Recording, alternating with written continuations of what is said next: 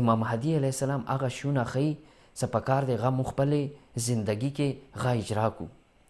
ټولو نه پیلی وښیل څه هغه وینه پکار دی ته تاله کې. دویم شی ته پکار دی مور او پلار سره لاړ شي، هغو سره نیکي وکړې د عید په ورځې باندې. همدا شی مو ته ښیي که څه دې ورځې باندې یوم النحر باندې عید قربان باندې کوم عمل افضل دی؟ وینه تلون.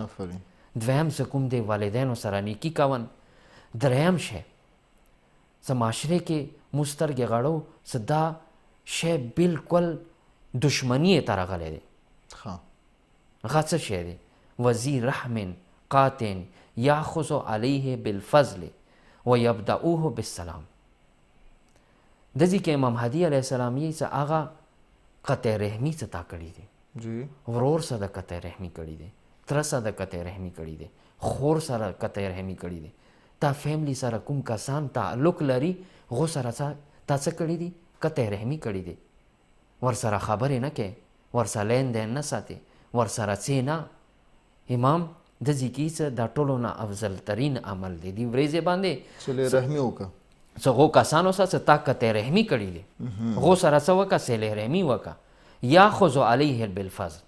بل څه وکړه؟ هغو دپاره هدیه واخله. عید په ورځې باندې عید قربان په ورځې باندې ته هغو سره صلې رحمي وکړه اور هغو دپاره هدیه واخله. و یبدأوه بالسلام.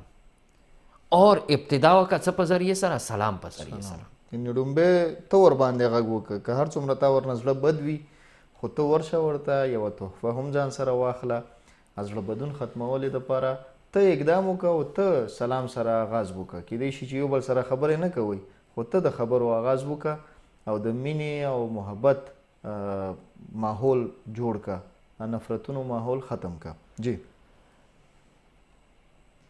څلورم شی څه هغه مو ته امام هدي علیه السلام ښیي هغه څه یي؟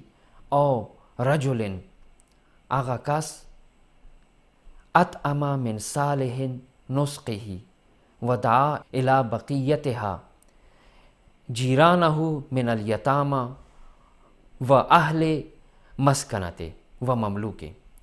دځې کې امام هدي علیه السلام یې څه هغه کس څه هغه ته همسایه دی، هغه کس څه هغه ته همسایه کې پاتې کېږي، ګاونډي دی، هغه کس څه هغه باقي دي هغه ته پکار دی هغه دعوت کې.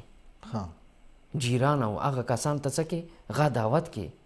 من الیتامى هغه کسان څه هغه یتیمان دي هغه پکار دی ته راوغواړې.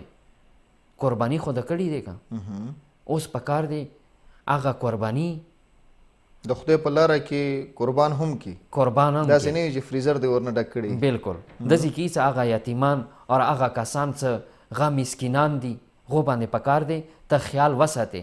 هغه کسان څه هغه غلامان دي، مملوک دي، څه ورسره نشته دي هغو باندې پکار دی ته خیال وساتې. اور پنځم نمبر شی څه کوم دځې کې امام هدي علیه السلام مو ته ښیي هغه یې څه؟ وتعهد الاسرا. وتعهد الاسرا هغه کسان څه هغه قید و بند کې دي، هغه کسان څه هغه زندان کې دي. صحیح. ته پکار دی دغو احوال پرسی وکړي. امام هدي علیه السلام هغه نیچوړ مو ته وښیل. عید قربان والا کومه فلسفه دی، کوم شی دی پکار دی مو په ځای راوړو هغه شی مو ته څه کوي؟